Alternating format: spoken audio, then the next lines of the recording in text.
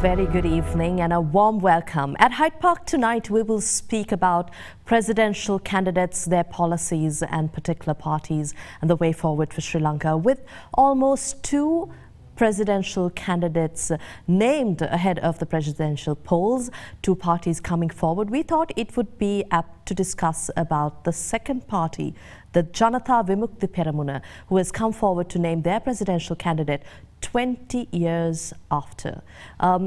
To talk about this, we've invited to our studios the propaganda secretary of the JVP, MP Vijitha Herath. Good evening and a warm welcome at Hyde Park. Yes, good evening.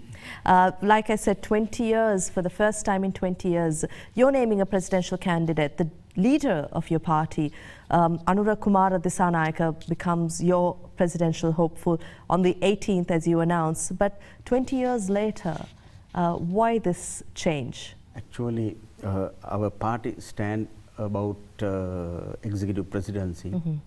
It is, we want to abolish the executive presidency from our country. That is our stand. From the very beginning of introducing that system to Sri Lanka in 1978, we opposed that system, and therefore we use some strategy to abolish the executive presidency. As a party, we cannot abolish the executive presidency alone. Therefore, we try to get some support from other outside parties. That's why we supported Mahinda Rajapaksa in 2005. He promised to people to abolish the executive presidency after becoming president, but he did not do that. Then there was another opportunity in 2010, and we introduced Sarath Fonseca as a common candidate to abolish the executive presidency, but it was failed. Then there was another opportunity in 2015, Maithripala Sirisena, he became as a common candidate, and he also promised to people to abolish the executive presidency after becoming president. Then we did not contest in 2015 because of that reason. Not only that reason. Or did you take a wait and see approach? Yeah, that's correct. Then Maithripala Sirisena became as an executive presidency in our country, but he also did not do that. But we could have achieved some extent of that target using the 19th Amendment. We reduced some powers of the executive president. Actually, it was a great success, not very great success, but some extent it was a success. But in this time there will be another presidential election, but we have no any hope about UNP government candidate or SLFP government candidate.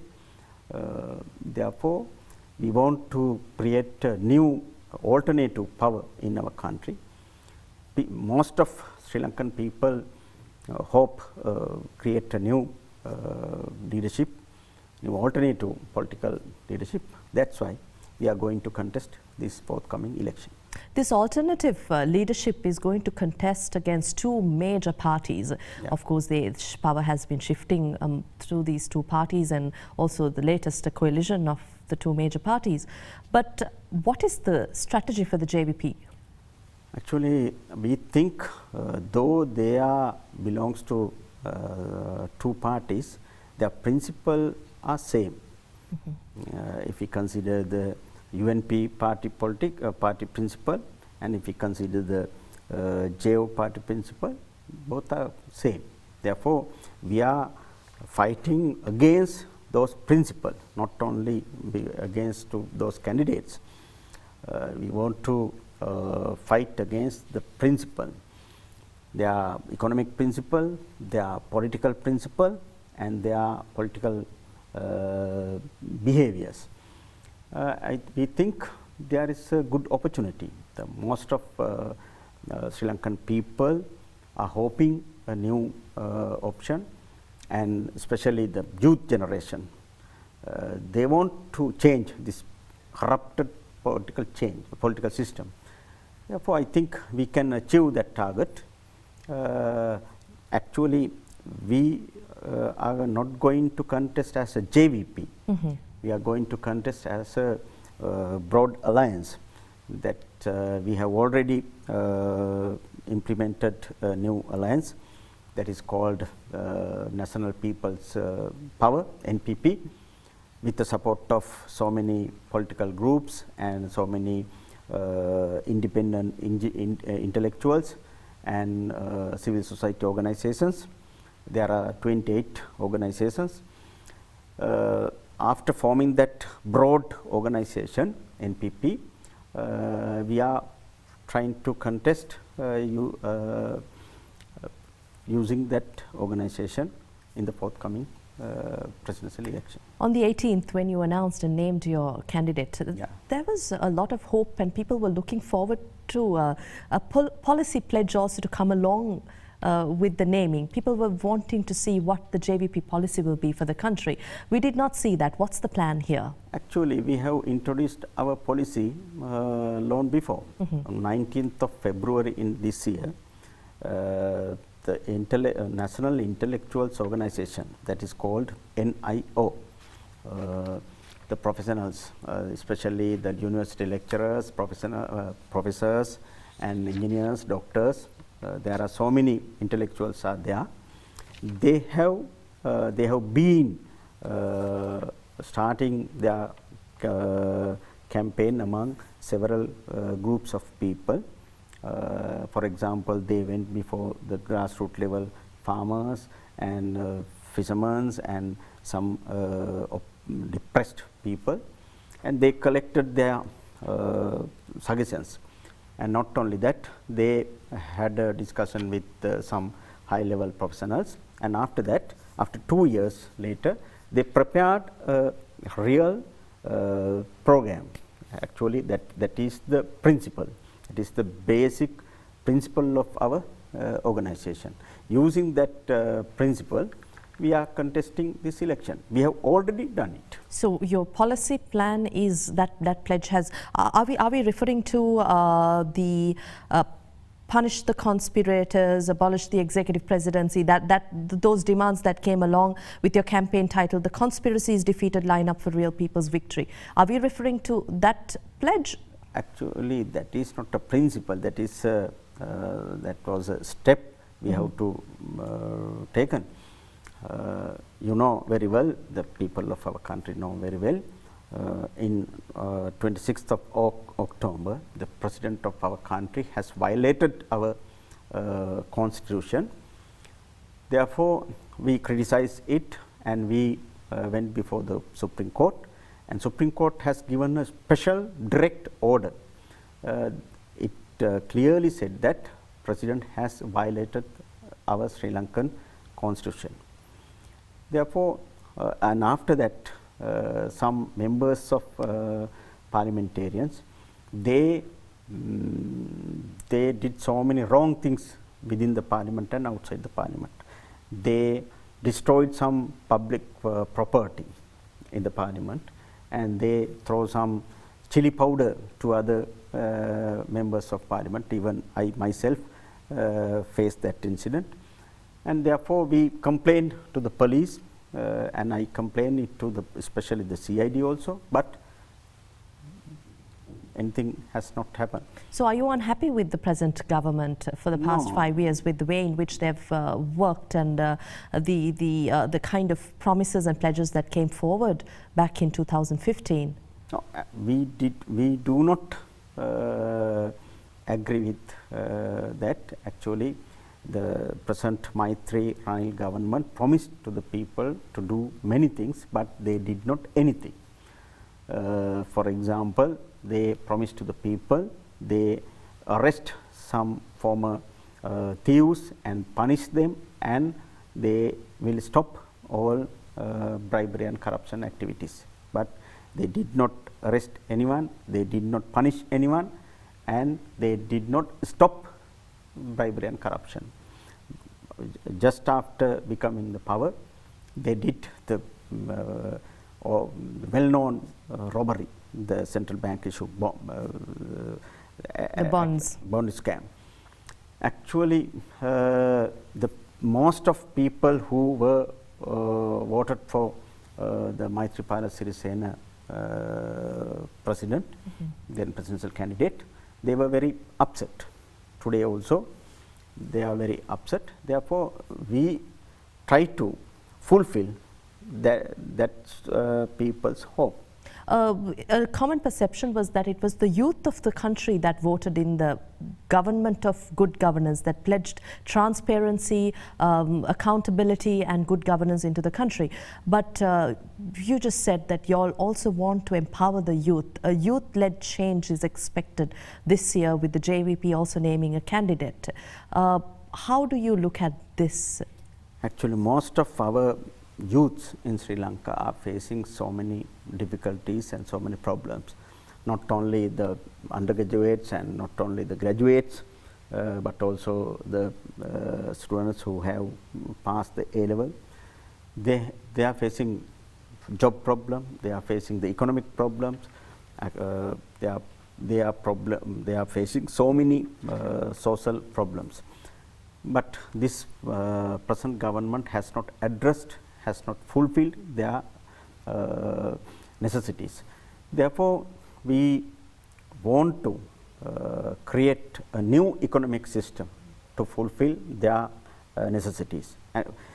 Without changing the economic system, we cannot do that. We can defeat the former government, the Maithripala Ranil government, but that is not the final target. But we need to change whole economic system. Otherwise, we cannot fulfill the youth generation's necessities. We want to introduce and we want to start the new economy based on the production. Without increasing our domestic production, we cannot achieve that target. Our deficit, as far as concerned the import expenses and export revenue, the export revenue is $10,000 million, and import expenditure is $20,000 million, the double. How we can achieve that challenge? We want to increase our agricultural production, not only that, the industrial productions. Now, changing that system, we can reduce that balance. Then the youth can obtain so many chances of jobs, and youth can enter our main economic system. Otherwise, we cannot fulfill their necessities. You expressed dissatisfaction and discouraged with the progress this government has made, but it was common perception too that the JVP was against the Rajapaksa regime and also has been in support of certain policies and certain changes that the present government brought about. But in retrospect, do you still feel it was prudent to have supported the government of good governance now when you look back? Good governance is a good concept. We totally agree with it. But the Maitri Ranil regime did not fulfill that concept. They totally failed.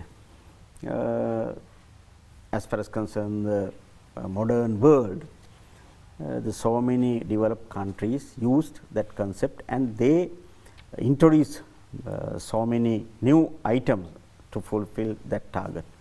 But in our country, they talked about good governance, but they did not nothing about that. Therefore, good governance is a good, without corruption, without malpractices, and good political behavior is actually all people like it. But the problem is this government cannot do it because genetically they have no such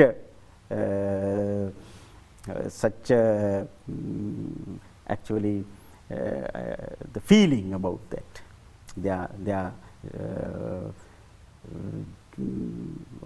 old genes are based on corruption.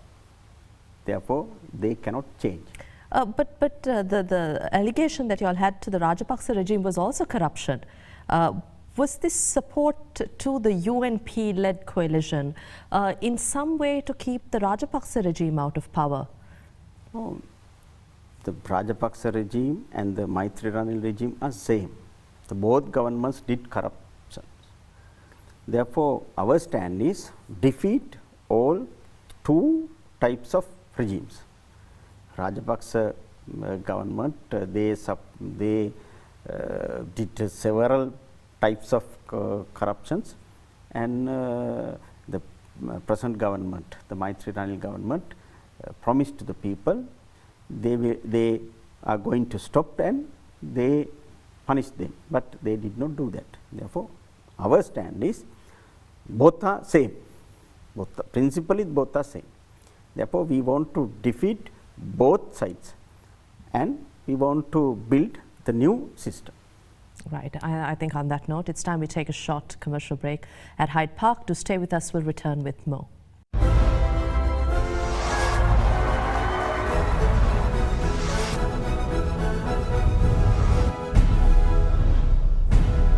Welcome back. We're talking to MP Vijitha Herath of the Janata Vimukti Peramuna, who has moved into an alliance with several civil organizations and political parties to set up the National People's Power to name the first candidate in 20 years led by a JVP-led alliance. MP Herath, I think you were talking about the kind of work that the current government has entered into and their lack of interest from your perception in moving forward with certain changes that were pledged during the election. But when we talk about the decades of governments that subsequent governments, Sri Lanka has made progress after the independence from $90 of per capita to today's per capita income, and also in the GDP growth. We've seen a gradual progress and elevation to middle income status. In 1948, we were the second developed country in the among the Asian countries. First country was Japan. We were behind $1 than Japan. But what is the situation today? Totally different. Actually, we could have achieved so many targets, but we did not do that because of the failure of the ruling parties of our country. During last 71 years, the whole UNP and SLFP coalitions did not develop our country. That is, we obtained so many foreign and domestic loans, but we did not use that loan to develop our country. If we analyze the Auditor General's report, it clearly said that we obtained so many foreign loans. Our debt amount today is 12,000 lakhs of crore. It is a very big amount. How can we pay back? There is no any way. Without increasing our production, domestic production, we cannot repay that loan. But the whole governments of our country, UNP and SLFP, they did not increase our domestic production. Couldn't the JVP play a massive role in preventing this? Because JVP has been in Parliament represented in the past 20 years too. JVP has had a certain power within Parliament where you have been represented in various forums too. Don't you think in that case the JVP is also responsible for the lack of progress Sri Lanka has made? But we have only few powers in Parliament. We have only 6 members in our Parliament out of 225. We did our duty. We shouted and we criticized and we introduced some alternatives, but government did not accept. not only the economic issue, but also the political issues. We introduced so many, we proposed so many things. For example, just after war in 2009, the war ended 19th of May in 2009. As a party, JVP, we introduced new proposals to build the national unity in our country. We said that in that proposal, take the main national issue as the IDP, internally displaced people's issue. That is the main national issue. Within 3 months, declare all peoples of actually displaced. But government did not that. Another, within 6 months, we can solve that issue using the government support and the opposition support. We were that position, but government did not that. But furthermore, we proposed that to implement the Truth and Reconciliation Commission, but government did not do that. Now 2019, we proposed it in 2009, just after the war. After 4 or 5 years, the Human Rights Commission of UN, United Nations, the Navanindam Pillai proposed to Sri Lankan government to implement Truth and Reconciliation Commission. Before that, we as a party, we proposed that to do that, but this government did not do that. If we could have done it, actually, the resolution like UN Human Rights Council has imposed on us has not arisen. As a opposition small party, actually we were, today also we are a small party in the parliament, not the outside. No, we did our duty. We, as a party, we also can take that responsibility. But what is the duty of the opposition? Criticize and proposed to the government to do that. But this government, the JVP has at many instances supported certain changes in legislation, amendments, and JVP support was seen, although JVP said that they would distance themselves from this coalition. Of course, you do not agree with the Rajapaksa regime too. That's what you said after 2010, or maybe nearing the completion of the war. But this shows that the JVP has worked hand in hand with the UNP-led government. Not only that, during the Rajapaksa regime also, we were the party who forced then government to do to continue the war. Otherwise, Rajapaksa government did not do that. But you withdrew your support from the Rajapaksa regime just before the war ended. We were opposition, but we did not take any action against the war.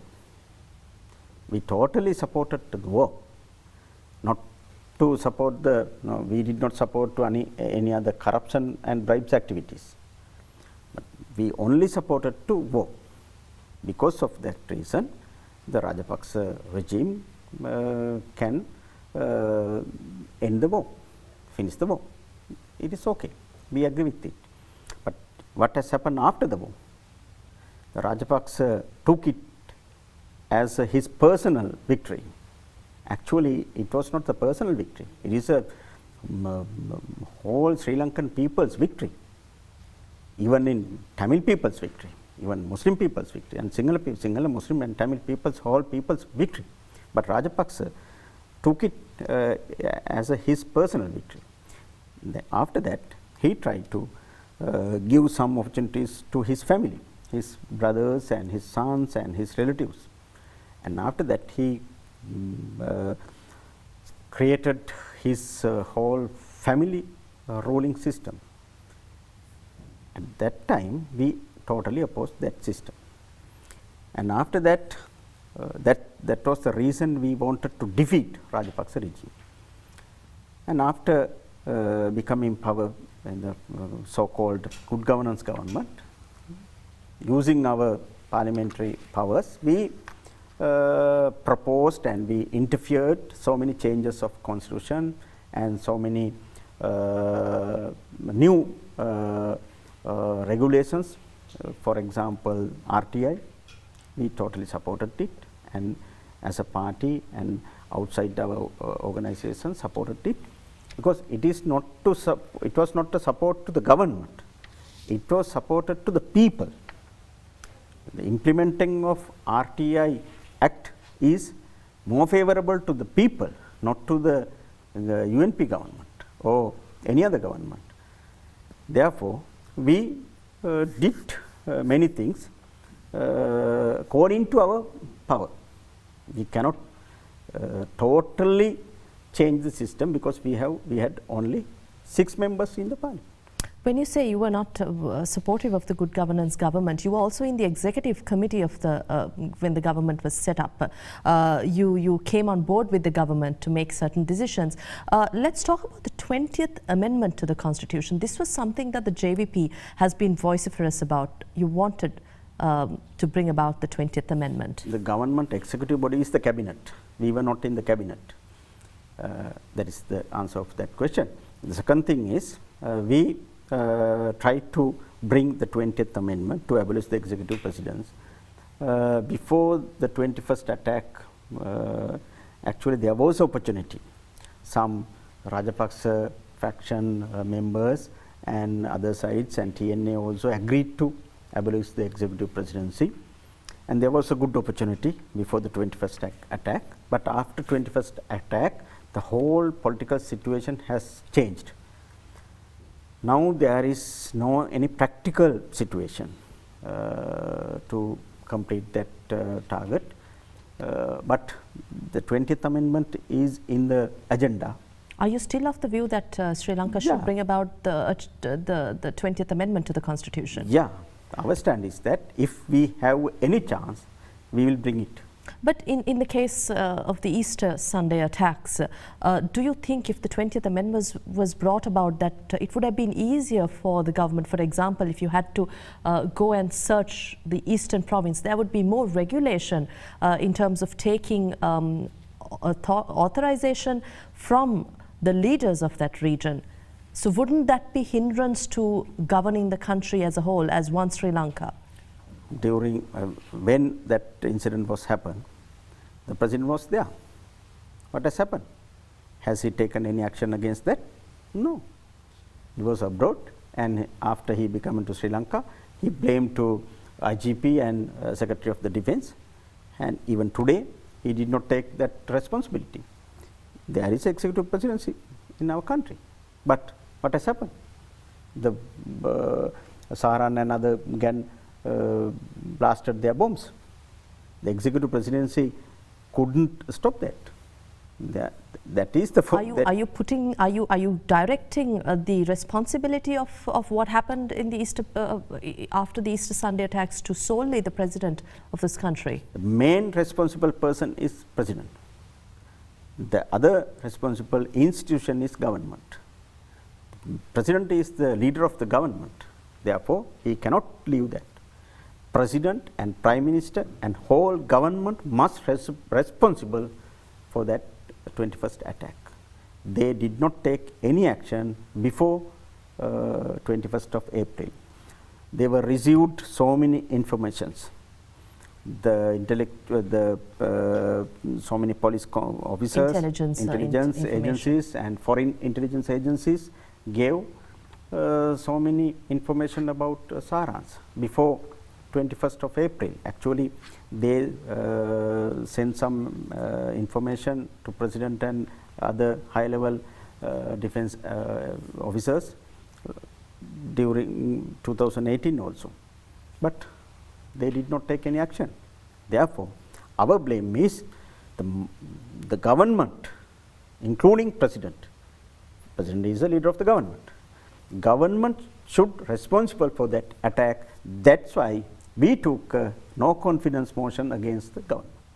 But with the no confidence motion against MP Rishad Badiuddin, that coming about, I think the JVP, we saw the JVP coming forward in apparent haste when the confidence vote was mooted on MP Rishad Badiuddin. But with the manner in which the no confidence motion against the government was ushered in, it created doubt on the intentions of the JVP's move, as the opposition said that it designed to keep the UNP from splintering, because as it looked like the UNP was going to break into two groups, since several UNP MPs had already publicly said that they would vote against MP Badiuddin. So couldn't you wait until this motion was brought about? No, that was not a problem. We said that. Actually, we submitted our no confidence motion after Rishad Badiuddin's no confidence motion. According to the agenda, according to the order of the agenda, Rishad Badiuddin's no confidence motion should have brought firstly. If it was taken into the table, we were supported it, but it does not. It has not happened. That's why our NCM submitted, brought before the Parliament. Otherwise, the Rishad Badiuddin's against the Rishad Badiuddin's no NCM has been taken to the debate. We were supported. We totally supported. We were in that stand to support that NCM. Certain developments in the recent past has made certain factions question the JVP policies, whether the Red Party is carrying out policies of the Green Party. How do you respond to that?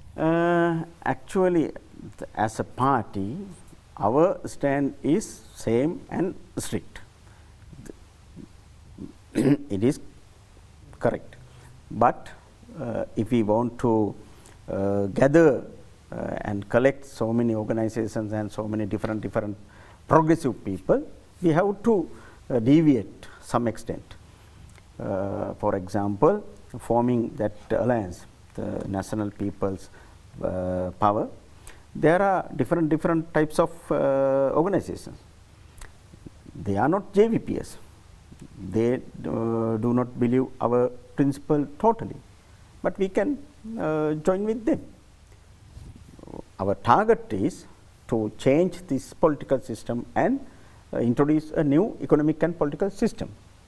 There are no big differences. Therefore, you can say red and green and the coalition of red and green, not UNP green. That's green means the environment green.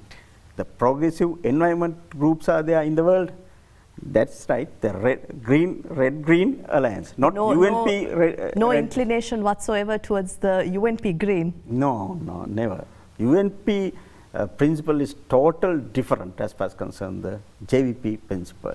The green, I am explaining about green, the worldwide green. There is a color. It is called the social democratic path.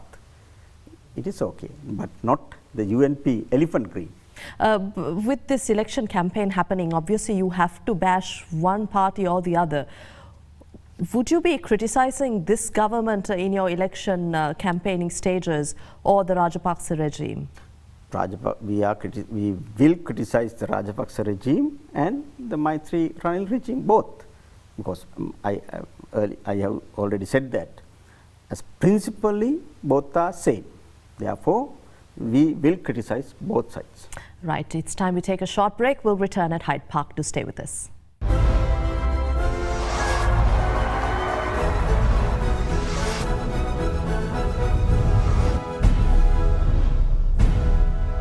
At Hyde Park, we've been talking about JVP policies and the way forward for Sri Lanka with the propaganda secretary of the JVP MP, Vijitha Herath, joining us at Hyde Park.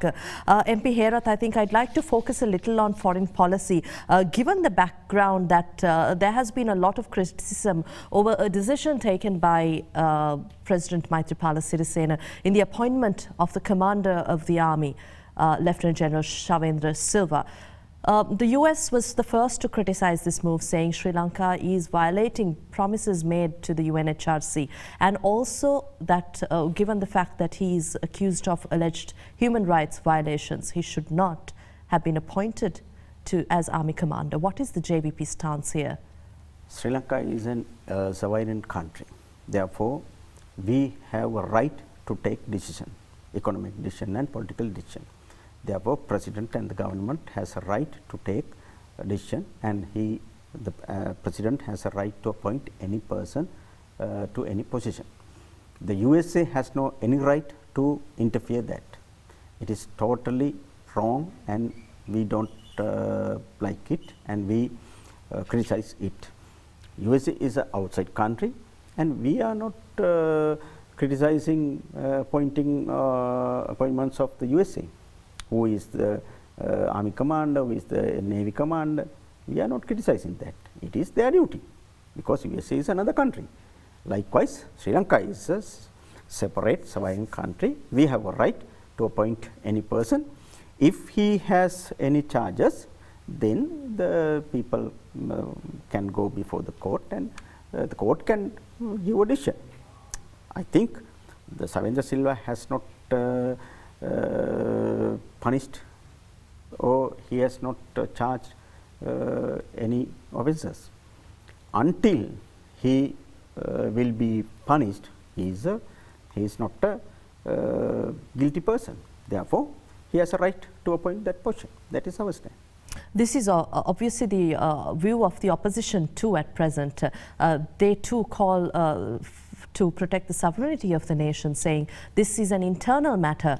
But certain ministers of the UNP we did see saying that Sri Lanka is deviating from foreign policy, especially because we co-sponsored the UNHRC resolution 30/1 along with the US, United Kingdom and certain other countries. I don't know about UNP's stand and some ministers of UNP, but our party stand is that. In that case, it seems, what I'm also trying to get at, MP Herath, is that the opposition, they're talking about national security, sovereignty of the country. And it seems that from what you say, the JVP and the opposition are of the same stance at this current given moment, talking about national security and protecting sovereignty of the nation, protecting from foreign forces. Also about the delay in provincial council elections. You've been vocal about it, so has the opposition been vocal about it. So does that mean there is a possibility for you to work with the opposition at this given moment? There are many differences also there. But as far as concerned the sovereignty of a country, JVP, I think the people of our country can study history of JVP. We were devoted our lives of 60,000 lives of our cadres on behalf of sovereignty of our country during 1988-89. Why they devoted their lives? Not only their personal issues. Actually, they devoted their lives on behalf of the country. Not only during that period, but also today also. We concern the national security and the public security. National security is one thing and public security is another thing. The national security is we have to protect our country. We don't give any chance to divide our country. That is the other thing. The public security is the people have a right to save their lives. The students have a right to go to school freely, and parents have a right to go to their places, and workers have a right to go to their workplaces. After 21st of April, actually the public security has fallen down. The present government couldn't take any action on behalf of protect the public security on our country. We are concerned both national security and public security. We cannot implement public security without implementing national unity in our country. If we can achieve that target, that means build the national unity in our country, then public security will be automatically saved. There has been perception and allegation that the present-day Janata Vimukthi Peramuna (JVP) is veering off from the principles and policies of the founding leader of your party, the late Rohana Vijayveera. Especially with back in the day, he saw foreign influence. He was against foreign US influence in Sri Lanka, US eyeing, he predicted US eyeing influence in Sri Lanka, and also Indian involvement. But again, with the change of the 2015 change in government, the perception was that this change was led and funded by American imperialism. And the JVP too was against the Rajapaksa regime at the time. So does this mean the JVP has come out sided with the other side of this equation? No, our stand is same. During the Rohana Vijayveera, our founder members period, and today our stand is same. We have not been changed on in that issue. Influencing of our country is not correct. The USA or India or any other country has no any right to interfere our internal matters. That is our stand. As far concerned the criticism of JO, who signed Sri Lanka USA AXA agreement in 2007? Gotabaya Rajapaksa. Gotabaya Rajapaksa was the Secretary of Defense at that time.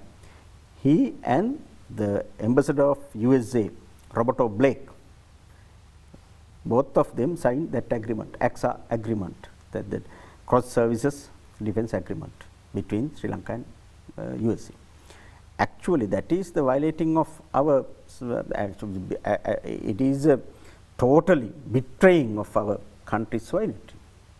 It has happened during the Rajapaksa regime. This AXA agreement, it was renewed in 2017 from 2010 after a 10-year period, but the content has changed drastically, with the 7-page document enlarging into a multi-page document of some 70-80 pages, if I'm not mistaken. Same document, same content. There are some changes, but who started that agreement? Defense Secretary Gotabaya Rajapaksa. He was the person who was responsible betraying of that our sovereignty. He cannot leave that. Then the present government also, Maitreyan government also continue that agreement furthermore. It is also wrong. We criticize both. Not only the SOFA and the MCC. Now, the US is telling Sri Lanka that there may be an impact to trade and military ties with Sri Lanka, especially with the appointment of Army Chief. But this means that some of the US funding and support will be cut back if that's the case. But about SOFA and MCC, the Millennium Challenge Corporation, this has been controversial. That agreement, not MCC. SOFA agreement. It was also signed in 1995. This is not the first time. During the Chandrika Bandaranaike period, at that time Mahinda Rajapaksa was also in that government. All JO members, the senior JO members were also in that government.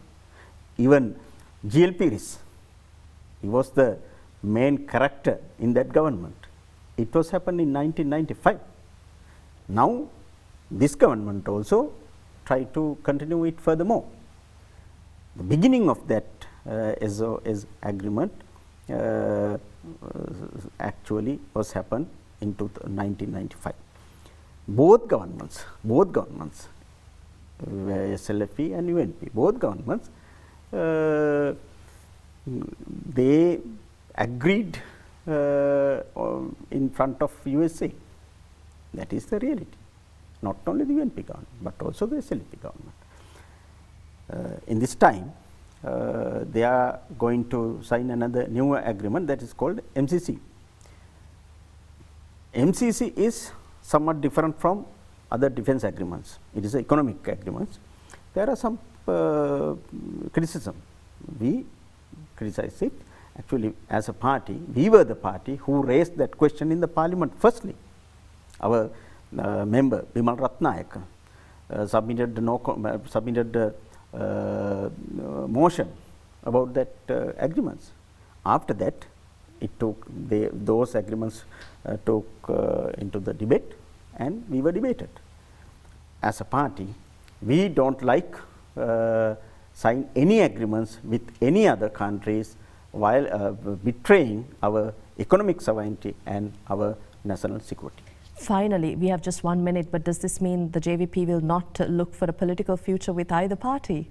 We invite all people of our country who were in SLFP, who were in UNP, please come forward from that all parties. There is a new option. We want to create a new alternative system, economic and political system in our country.